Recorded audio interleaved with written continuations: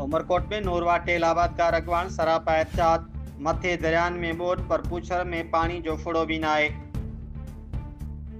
रहमतुल्लाह सांद जे रिपोर्ट मुताबिक नूरवा टेल आबादकार तंजीम जगवान सख्त एहतियात कंदे चयो आहे जॾहिं मुल्क जे वॾे दरियान में बोड वारी सूरत हाल पैदा थी वई आहे तॾहिं बि नूरवा जे पूछड़ ताईं पानी जो फुड़ो बि नथो पहुचे जंहिं सबब आबादगारनि जूं फसलूं सुकी तबाह थी रहियूं आहिनि।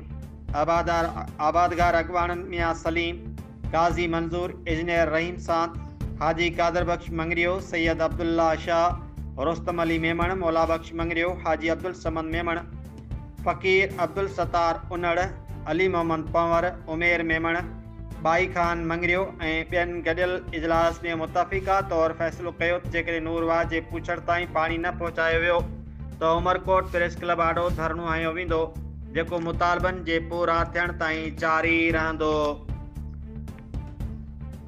संदन चवणो त पाणी जी खोट सां आबादगार मुआशी तबाही जो शिकार थी रहिया आहिनि जॾहिं त वागियल खाता ख़ामोश तमाशाई बणियल आहिनि।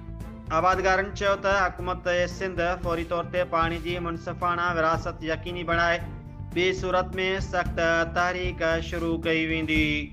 रहमतुल्लाह Sand, social media centre Sindh, Umarkot. जॾहिं पाणी न आहे असीं छा ते पोखियूं? असीं चऊं था त असांखे पाणी ॾिनो वञे। आला अमलदारनि खां ऑफिसरनि खां असीं इहा रिक्वेस्ट था करियूं वज़ीर आला सिंध खां त हिन ते नोटिस वठो ऐं असांखे पाणी ॾियो। हीअ ट्रेल जेका आहे सुकी पई आहे, अवां भले असांजो जेको हिते विज़िट करे सघो था।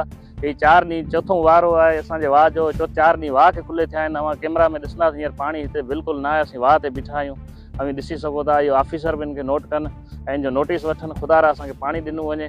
न त ॿी सूरत में असीं जेको धरणो हणंदासीं ऐं एहतजाज पंहिंजो कंदासीं, असीं रोड ब्लॉक कंदासीं। कंहिं बि सूरत में असीं पंहिंजो हक़ कोन छॾंदासीं। आख़िरी लम्हे ताईं असीं इहो पंहिंजो हक़ वठण लाइ विढ़ंदा रहंदासीं।